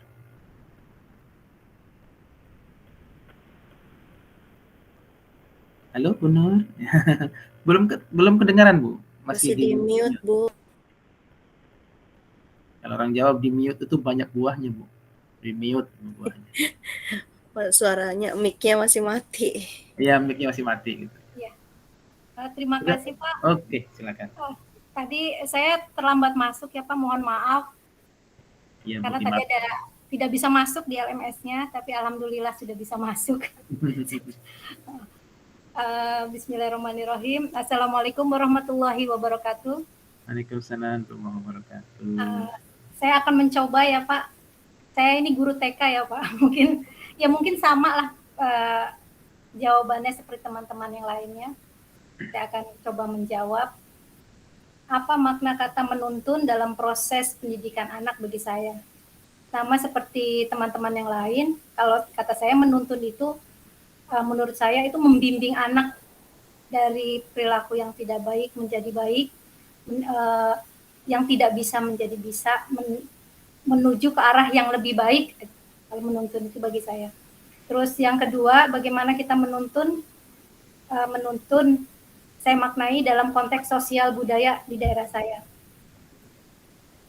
Saya itu di TK ya Pak, saya melakukan pembiasaan Pak, pembiasaan untuk konteks sosialnya itu kita biasanya kalau anak TK itu lebih gampang Pak disuruhnya. Kalau umpama kita mau operasi semut gotong royong mengambil sampah, itu anak-anak TK malah lebih ini daripada dibanding dengan anak-anak SD. Saya kan satu atap sama SD ya Pak. Iya. Dan juga untuk budayanya kita memperkenalkan budaya-budaya yang ada di Cilegon. Kita maupun TK juga tetap diperkenalkan dengan budaya Cilegon itu ada apa saja kita perkenalkan. Kayak rebana, terus kita pencak silat itu kita kenalkan walaupun itu kita masih di TK Pak. Kita menuntun seperti itu biar tidak terlindas dengan kebudayaan Barat, atau kita kan anak-anak sekarang sudah itu ya Pak TK juga sudah bermain HP itu teknologi, jadi dia bisa kan melihat joget-joget atau apa gitu. Kita mengarahkan ke anak itu untuk mencintai kebudayaan daerahnya. Selanjutnya, mengapa pendidikan murid perlu mempertimbangkan kodrat alam dan kodrat zaman? Iya, itu sangat perlu Pak. Itu harus seimbang antara kodrat alam dan kodrat zaman. Ya, kita juga kita dilihat di lingkungan kita ya untuk kodrat alam, di mana kita di tempat saya tuh TK itu maupun kata di kota, di Kenang itu kan kota ya Pak. Tapi di situ banyakkan perantau Pak. Jadi lingkungan itu sangat-sangat menentukan, maupun kata dari sekolah kita membimbing seperti ini, tapi lingkungannya agak-agak menakutkan. Ya, agak-agak menakutkan. Dan juga kodrat zaman ya maupun kita kalau zaman saya itu zaman itu kolonial ya Pak. Kalau sekarang kan zamannya milenial ya. Iya, kita juga harus mengenalkan jangan karena gurunya ini zaman kolonial tidak mengenalkan ke anak gitu tuh Pak. Karena gaptek ya Pak. Iya. Gaptek, jadi kita tidak mengenalkan. Kita harus tetap belajar, jadi tidak tertinggal dengan kemajuan zaman. Untuk yang selanjutnya relevansi pemikiran Ki Hajar Dewantara, pendidikan yang berhamba pada anak dan peran saya sebagai pendidik. Ya kalau pemikiran ini Ki Hajar Dewantara itu kan kita itu harus terfokus pada anak ya Pak. Nah kalau di TK itu Pak, kita itu memberikan kebebasan. Sebelum saya mau bercerita ya Pak tentang TK ya Pak. Silakan Bu. Kalau di TK itu sebelum kita melakukan pembelajaran, kita melihat situasi anak, kondisi anak itu sedang apakah dia sedang marah atau ini. Jadi sebelum kita melakukan pembelajaran, kita selalu bagaimana keadaan hari ini, siapa yang hari ini, saya dengan nyanyian ya, siapa yang hari ini sedang kesel kan. Pasti itu anak-anak pasti kalau yang lagi kesel langsung dia bercerita. Oh keselnya ini, kenapa kesel? Nah, dia selalu bercerita bahwa keselnya karena orang masih ngantuk dibangunin mama. Nah itu maaf ya ini cerita. Nah kalau siapa yang hari ini sedang dongkolnya sama siapa tadi, teman-teman itu mukul, kena senggol atau apa ini. Nah dari situ bu gurunya itu menenangkan, memberi penjelasan bagaimana sudah tenang, sudah enak, itu pun dipeluk Pak. Anak itu dipeluk, sudah enak, sudah tenang, sudah nggak marah lagi, udah nggak dongkol lagi, ya. Nah setelah anak-anak siapa yang hari ini sedang senang, kalau semuanya sudah senang kita baru mulai pembelajaran. Kita berfokus pada anak. Terus ini untuk pembelajaran juga kita guru tidak menyuruh anak ini suruh kerjakan ini, menulis ini. Tetapi sebelum pembelajaran kita melihatkan video, kalau nggak bercerita Pak. Bercerita, jadi apa tema kita nih hari ini. Jadi kita fokus ke tema itu, dan setelah itu kita menyiapkan, guru hanya memfasilitasi, dan anak yang bergerak, dia berkreasi. Kalau seandainya kita sedang membahas tentang kebudayaan Cilegon, umpama kita membuat landmark, itu anak-anak kita buat dikasih kayak lospat, itu lospat barang-barang bekas, itu anak-anak berkreasi, dia menyusun, ini loh Bu Guru, saya membuat menara Cilegon, Bu Guru saya membuat jalan ini. Nah itu sudah ini, karena kita hanya memfasilitasi, kita sebelum pembelajaran kita melihat video, kita bercerita, ini hanya sebagai pemantik Pak. Jadi tapi kita tidak menyuruh anak itu suruh ini, tapi berkreatif. Itu kata saya yang guru menghamba kepada anak. Hanya itu saja, mohon maaf terlalu banyak. Hanya itu saja. Wassalamualaikum warahmatullahi wabarakatuh. Waalaikumsalam warahmatullahi wabarakatuh. Luar biasa Bapak Ibu ya. Kalau di TK memang main rasanya harus lebih ya dibandingin teman-teman yang mungkin di SD, SMP, SMA gitu ya. Pak. Saya apalagi nol kecil Pak. Saya pegang nol kecil yang usia 4 tahun, 5 tahun. Yang kalau ngambek harus digendong Pak. Luar biasa ya. Kita apresiatif semua Bapak Ibu kepada guru TK dan guru PAUD ya. Luar biasa. Baik Bapak Ibu sekalian, satu lagi yang belum mengungkapkan rasanya. Silakan kepada Bu Nita. Nita Hartika. Silakan Bu. Baik Bapak, terima kasih. Assalamualaikum warahmatullahi wabarakatuh. Waalaikumsalam warahmatullahi wabarakatuh. Izin menjawab ya Pak dari pertanyaan pemantik. Yang pertama, apa makna kata menuntun dalam proses pendidikan anak bagi saya? Menurut saya menuntun itu adalah proses membimbing. Suaranya agak ini kersek-kersek Bu. Iya Pak. Atau enggak, kalau nggak pakai headset gimana? Coba Cabut aja. Ya. Dicoba, dicabut saja. Bisa jelas nggak?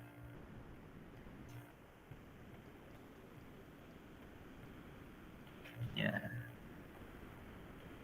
Dicoba Ibu. Dicoba suaranya.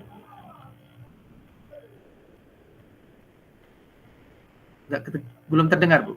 Ya, Assalamualaikum Bapak. Nah ini lebih bagus suaranya. Asli. Pakai shot ya.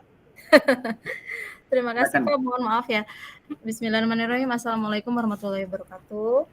Assalamualaikum warahmatullahi wabarakatuh. Baik Bapak, tadi sebetulnya saya udah pesan mencet Hein itu Pak, ternyata kepencet lagi jadi urutan terakhir. Nggak apa-apa, nggak dikucilkan, tenang aja. Pak, tadi kok saya nggak dipanggil-panggil, ternyata kepencet. Ternyata turun sendiri gitu ya Bu ya. Udah jemper kali Bu. Ya baik Bapak, saya coba mau menanggapi dari pertanyaan pemantik ya Pak. Yang pertama ini kan apa makna kata menuntun dalam proses pendidikan anak bagi saya. Menurut saya menuntun ini adalah proses membimbing dan mengarahkan anak atau peserta didik ke arah yang lebih baik, tentu saja dengan penuh perhatian, dengan penuh kasih sayang dan keikhlasan serta kesabaran ya Pak ya. Karena kita sama-sama sepakati bahwa setiap anak itu terlahir dengan karakter yang berbeda-beda, dan karakter ini terbentuk dari dua tadi kodratnya, kodrat alam dan kodrat zaman. Kodrat alam, karakter anak bisa terbentuk atas keadaan di mana dia lahir, lingkungan seperti apa, budayanya bagaimana. Sedangkan kodrat zaman, karakter anak itu bisa terbentuk berdasarkan zaman di mana zaman dia waktu itu lahir. Kalau zaman 20 tahun lalu dengan zaman sekarang tentu saja berbeda. Dan itu mempengaruhi karakter anak itu sendiri. Sedikit cerita Bapak, kalau untuk di tempat saya itu kan ada beberapa anak yang memang secara kodrat alam atau secara lingkungan sosial dan budayanya terlahir dari yang lingkungan yang ibaratnya tidak baik-baik saja. Artinya tidak baik-baik saja ini ada yang memang dari keluarga background-nya itu broken home, ada yang dari lingkungannya yang ibaratnya kurang memperhatikan tingkat sosialnya kurang lah gitu Pak. Jadi itu kan membentuk karakter anak. Ada anaknya yang kalau yang broken home itu suka sekali dia mengeluarkan kata-kata kasar tuh mudah gitu Pak, gampang banget ngeluarinnya gitu. Sedangkan orang yang terlalu sosialnya kurang, jadi dia nggak bisa bersosialisasi gitu Pak. Jadi pengennya sendiri dan dia kayak menutup diri gitu Pak. Dan disitulah kita sebagai pendidik itu memiliki peran penting karena mungkin di rumahnya mereka itu kurang perhatian ya Pak ya. Jadi guru ini memiliki peran penting di sekolah untuk membimbing. Membimbingnya betul kata Pak Wahyudin tadi, membimbingnya itu atau menuntunnya itu tidak hanya berbentuk fisik tapi secara mental dan psikologi juga kita harus bimbing. Jadi di situ di sekolah dimulai dengan program-program sekolah yang membiasakan untuk menyapa, salam senyum sapa dengan misalkan dengan kakak kelasnya itu diwajibkan memanggil kakak, dengan adik kelasnya itu diwajibkan memanggil adik, meskipun memang kenyataannya secara berteman itu temenan gitu di rumah, cuman kalau di sekolah memang diharuskan seperti itu. Mudah-mudahan dengan program yang ada ini bisa mereka tuh terbentuk bisa dan terbiasa dengan kebiasaan-kebiasaan baik itu sehingga mereka nantinya bisa hidup berdampingan dengan masyarakat luas gitu Pak. Nah, yang ketiga, mengapa pendidikan murid atau anak perlu mempertimbangkan kodrat alam dan kodrat zaman? Betul Pak, itu sangat penting memperhatikan itu karena itu tadi setiap anak punya karakter yang berbeda, lingkungan tempat tinggal juga mempengaruhi karakter, zaman juga mempengaruhi karakter, sehingga kita sebagai pendidik dituntut untuk selalu up to date lah untuk perkembangan zaman seperti apa. Jadi anak zaman dulu tidak sama treatmentnya dengan anak zaman sekarang, itu betul. Dan kebiasaan anak zaman dulu dengan kebiasaan anak zaman sekarang itu tidak sama, itu betul. Nah, kita sebagai guru itu harus punya kata Bu Ilya tuh tadi benteng. Kita harus punya landasan atau benteng sampai mana sih batas yang normal anak itu gitu Pak. Kita harus pahami itu. Yang terakhir, apa relevansi pemikiran Ki Hajar Dewantara bahwa pendidikan yang berhamba pada anak dengan peran saya sebagai pendidik. Awalnya memang kok menghamba pada anak ya, ini maksudnya apa? Tapi setelah saya mendengarkan teman-teman dan membaca dari modul yang kemarin bahwa menghamba itu berarti kita memberikan pembelajaran itu berfokus pada anak gitu, sesuai dengan potensi yang anak-anak miliki karena memang gaya belajar anak itu kan berbeda-beda. Ada yang visual, ada yang auditori dan ada yang kinestetik gitu. Jadi penerapannya ketika contohnya misalkan ketika pembagian kelompok gitu, ya kan kita harus mengetahui dulu nih di dalam kelas misalkan ada 20 anak, kita harus bisa tahu anak ini yang misalkan belajarnya gayanya dengan visual, ada yang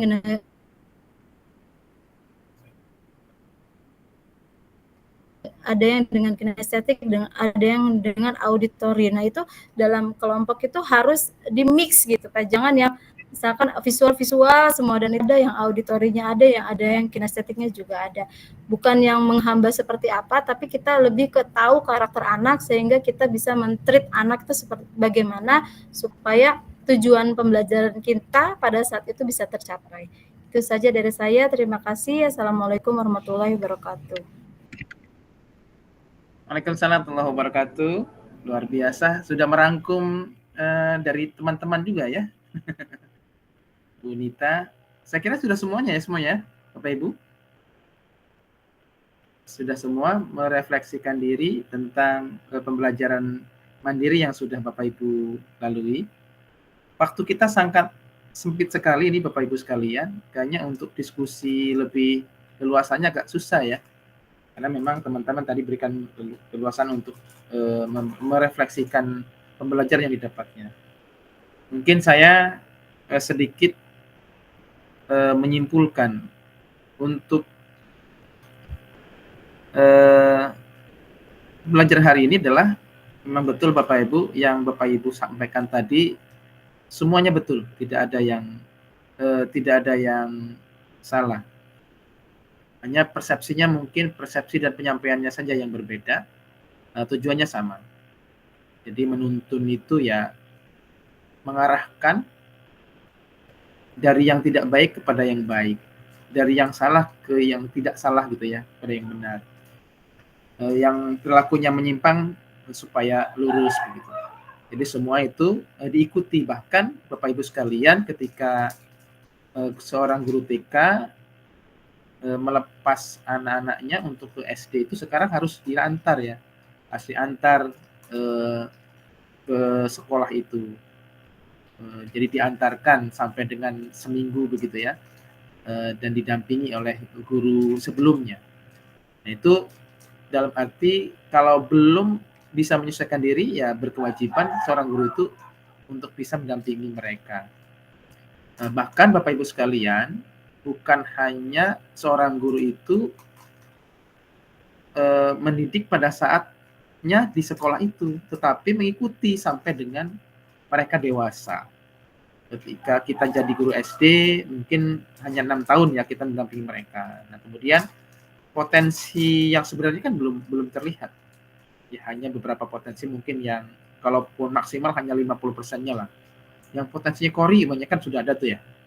Nanti diarahkannya ke pesantren yang benar-benar ke kori atau tahfidz gitu ya.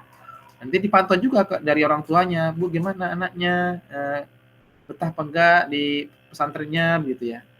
Dimonitor, kemudian nanti setelah SLTA diarahkan SLTA juga yang bisa mengembangkan diri mereka. Bahkan sampai dengan perguruan tinggi kalau bisa Bapak Ibu anaknya ke Al-Azhar saja supaya nanti hafalannya Al-Qur'annya bisa terpakai gitu ya, dan bisa dilanjutkan pendidikan agamanya di perguruan tinggi yang benar-benar bagus untuk pengembangan dirinya. Sampai ke sana Bapak Ibu. Jadi seorang guru SD itu jangan melepas hanya ketika Bapak Ibu selesai di SD-nya. Jadi sampai dengan mereka sudah mempunyai pekerjaan sendiri baru dilepas itu. Selagi pendidikannya masih berproses, selalu arahkan. Bahkan setiap saat kalau bisa anak-anak itu kita undang, apakah itu dengan reuni gitu ya, apakah itu dengan silaturahmi di rumah gurunya. Ditanya satu-satu, ini si A kemana arahnya? Oh iya ini bagusnya kamu ke sini arahnya. Olahraga banyak. Ini kamu kan mempunyai kemampuan melukis ya, diarahkan nanti ke seni ya, ke seni lukis gitu ya. Oh ya ini mau ke agama ya, diarahkan ke perguruan tinggi agama yang bagus gitu. Sampai ke sana guru itu, jangan sampai mentang-mentang sudah selesai di sekolah yang kita tempat bertugas gitu ya, kesananya tidak diikuti. Jadi maksud menghamba itu Bapak Ibu, ikuti dengan hatinya. Jadi sesuai dengan potensi yang mereka miliki itu kita ikuti supaya mereka benar-benar terbentuk dengan baik. Artinya kalau kita ingin menghasilkan sesuatu, kalau ibaratnya petani itu, kalau kita menanam mangga ya dari mulai bibitnya sudah mulai dipilih gitu ya, kemudian sampai dengan ditanamnya di tempatnya di mana tuh ya, di tanah yang bagaimana, kemudian supaya tanahnya itu gembur dibagaimanakan dulu, kemudian pada saat ya proses ini yang paling penting. Pada saat prosesnya kemungkinan yang namanya tumbuhan kan perlu disiram gitu ya, perlu dikasih pupuk, kemudian kalau ada gangguan-gangguan hama gitu ya harus kita buang, kita semprot pakai pestisida gitu ya. Begitu pula anak-anak kita. Jadi jangan sampai ketika kita sudah ada lulusan dilepas begitu saja, sehingga anak-anak yang dulunya bagus di sekolah kita dulu ketika lulus dan memilih sekolah yang tidak tepat atau tidak ada yang mengarahkan, ya begitu kadang-kadang sangat disayangkan gitu ya, anak-anak kita yang dulunya penuh harapan, bagus potensinya gitu ya. Ketika kita sudah serahkan ke lembaga pendidikan setingkat lebih tingginya, malah tidak bisa mengembangkan dirinya. Ini juga salah kita juga ini. Jadi harus dititipkan kepada guru yang ada di sana. Ini loh Bapak Ibu, si Ahmad ini dulunya keahliannya ini, kelemahannya ini. Kasih tahu ke guru-gurunya yang ada di SMP atau di pesantrennya supaya bisa dikembangkan tadi potensi-potensinya, karena tidak semua pendidikan itu bisa merefleksikan keinginan anak itu ya. Jadi kita harus kasih tahu ke guru yang berikutnya begitu. Itu yang disebut menuntun itu begitu Bapak Ibu ya. Kemudian dalam konteks sosial, jadi anak-anak kita juga bukan hanya diajarin pembiasaan baik di sekolah ya, tapi pembiasaan baik untuk dirinya sendiri, pembiasaan baik untuk dirinya di dalam keluarga, kemudian pembiasaan baik yang ada di sekolah, dan juga di masyarakat. Makanya masyarakat diajak berkolaborasi. Jadi teman-teman bukan hanya diposisikan sebagai guru, tetapi teman-teman nanti suatu saat akan jadi kepala sekolah. Jadi bagaimana caranya mengolah sebuah lembaga pendidikan dan bisa memaksimalkan potensi yang ada itu untuk kebaikan pendidikan itu sendiri. Artinya kita bisa memimpin, jadi pemimpin belajar itu ya kita memimpin guru gitu ya. Kita memimpin siswa, kita juga mengajak masyarakat secara berkolaboratif untuk bisa pendidikan itu berjalan bukan hanya di sekolah, tetapi pendidikan anak itu secara nyata diterapkan di rumah dan di masyarakat. Itu yang paling penting. Oleh karena itu pemantauannya bukan hanya di sekolah, tetapi untuk pemantauan selanjutnya adalah ajak kerjasama orang tuanya, kerjasama dengan tokoh-tokoh masyarakatnya yang ada di daerah kita. Itu penting. Bahkan kalau anak-anak ya belum tadi yang ibu-ibu yang mengajar di SMP 8 tadi, memang betul itu harus kita analisis ya, ini kira-kira apa nih kelemahannya. Kemudian kira-kira kelemahan itu dengan cara apa kita amputasi ya, supaya anak-anak tetap survive dengan kehidupan kodrat alamnya gitu ya, kodrat zamannya. Jadi mereka bisa menyesuaikan diri dengan kodratnya itu tadi. Makanya memang betul seorang guru harus bisa menuntut itu. Jadi pendidikan bukan hanya tuntutan kurikulum, tetapi tuntutan kodrat tadi, tuntutan kodrat alamnya, keinginan alamnya seperti apa, kemudian keinginan zamannya seperti apa. Mungkin kalau dulu transportasi diajarin naik kuda gitu ya, atau dulu dibikinin gerobak dari pohon kelapa yang dipotong kemudian kasih lubang gitu ya. Itu dulu saya begitu bikin transportasinya. Nah kalau sekarang sudah nggak zaman lagi, sudah ketinggalan hal kayak gitu. Diajarinnya mungkin ya bagaimana cara mengendarai motor yang baik, memakai helm, memakai pengamanan yang cukup gitu ya. Itu pembelajarannya, sesuaikan dengan kodrat zamannya. Nah kemudian apa sih kaitannya dengan kehidupan mereka ya? Jadi kita itu kalau istilahnya di pesantren itu mendidik itu sesuai dengan kehidupan zamannya. Kata Ustaz, alimu auladakum fa innahum makhluquna fi zamanin ghairi zamanikum. Begitu Ustaz ya. Jadi didiklah anak-anak kita itu karena sesungguhnya mereka akan dihidupkan di dalam suatu zaman yang bukan zamannya lagi. Nah ini ya, penting. Artinya sekarang ini kita bekali untuk kehidupan yang akan datang, bukan untuk bekal yang sekarang gitu ya. Karena sekarang mungkin masih seperti ini, tapi ke depan semua pekerjaan bisa pakai remote, gitu kan? Bahkan pakai kode-kode gitu ya. Nah ini bahkan kejahatan juga bisa seperti itu dengan kode-kode seperti APK gitu ya, nomornya di hack gitu ya, kemudian ada yang ngebuka, kemudian yang ngebukanya semua nomor rekeningnya terbuka semua, kita bisa bobol. Itu kan sebenarnya hal kebaikan yang disalahgunakan sebenarnya. Jadi hal-hal teknologi yang memang harus dikuasai tapi tidak disalahgunakan, bagaimana caranya. Nah ini kan sekarang lagi zamannya seperti ini. Nah kita membentengi anak-anak kita itu sesuai dengan kodrat zamannya. Ya itu kita siapkan dengan zamannya. Jadi mungkin yang dulu pernah kita lakukan waktu kita sekolah waktu kecil, ya sudah tidak relevan lagi diterapkan untuk pembelajaran sekarang. Ini penting, Bapak Ibu ya. Nah kemudian apakah masih ada relevansi pendidikan yang diterapkan oleh Ki Hajar Dewantara dulu di Taman Siswa?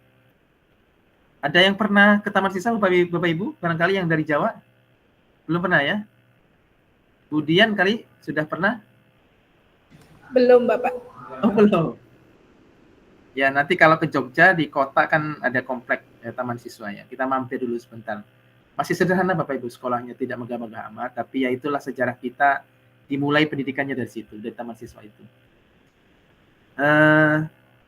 Apakah masih relevan dengan zamannya? Nah ini yang mungkin kita harus tegaskan bahwa masih sangat relevan. Bahkan sekarang ada tuntutan ini karena Ki Hajar Dewantara itu kan meluncurkan sistem among yang bagus sekali ya. Ing ngarso sung tulodo, ing madyo mangun karso, tuturi handayani.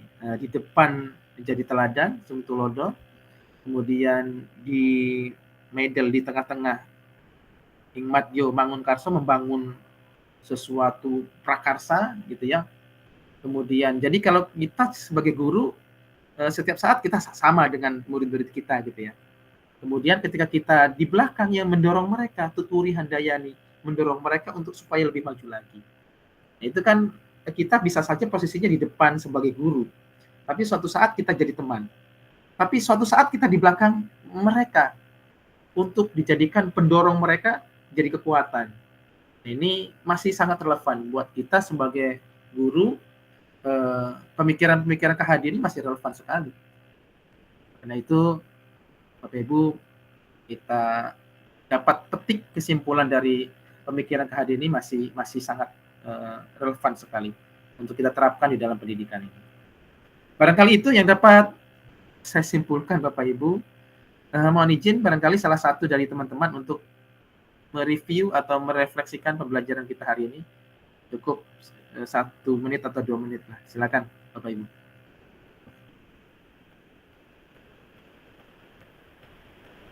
Atas ditunjuk. Silakan Resen Bapak Ibu yang mau menyimpulkan atau merefleksikan pembelajaran hari ini.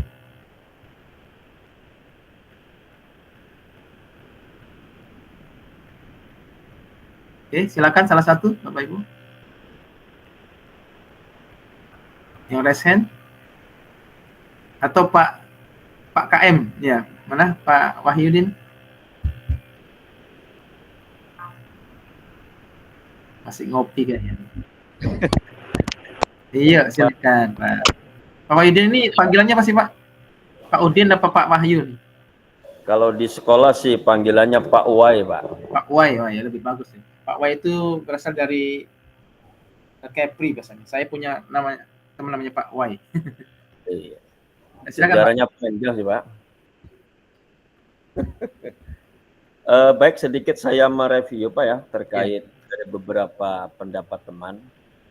Pada dasarnya dari beberapa pendapat teman ini memberikan satu, bagi saya sifatu hasanah yang luar biasa lah. Bahwasanya dari setiap teman-teman ini mempunyai satu latar belakang yang berbeda-beda, sehingga ya narasi yang disampaikannya pun tentu akan berbeda-beda. Itu yang mungkin menjadi satu titik penambahan wawasan yang dapat saya terima. Dan hal ini menurut saya dengan banyaknya teman-teman berpendapat ya akan menambah satu keyakinan gitu. Keyakinan yang mendalam bahwasannya kita sebagai pendidik ya harus selalu benar-benar mengadakan satu kolaborasi ini Pak, biar ada nanti ketika saya menemukan satu persoalan, ternyata ada teman nih yang bisa memberikan solusi dengan dengan wilayah yang berbeda kan. Itu Pak review saya yang saya terima gitu pada saat ini kolaborasi. Itu yang dapat saya sampaikan Pak. Terima kasih Pak Wahyudin. Pak Wai ya. Iya. Kita kenal Pak Wai Bapak Ibu ya. Pak Wai saja ya supaya gampang ya.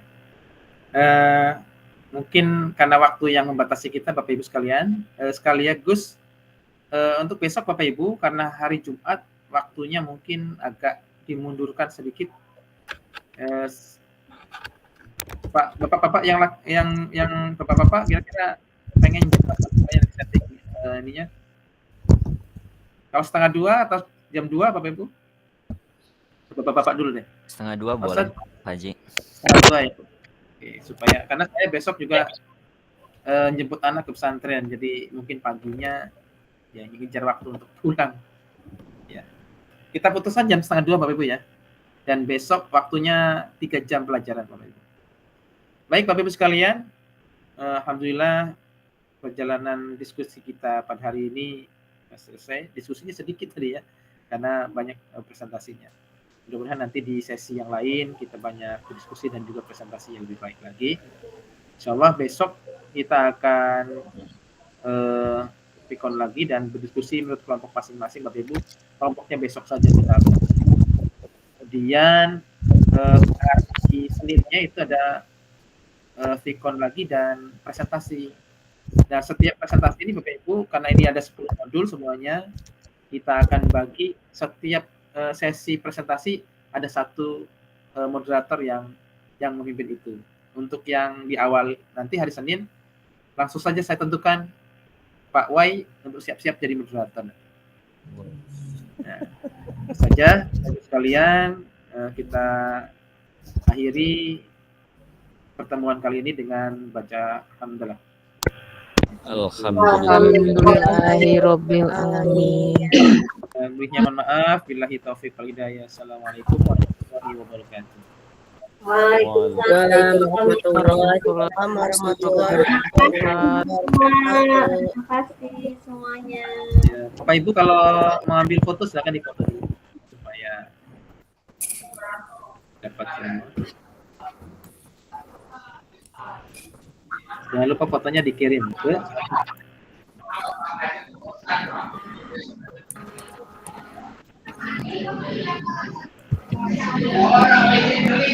Bapak Ibu sekalian, izin saya mohon pamit.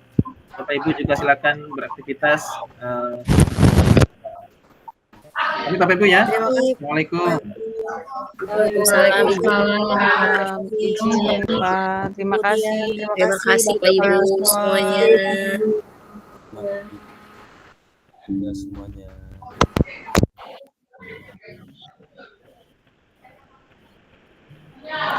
Jangan lupa pamit ya.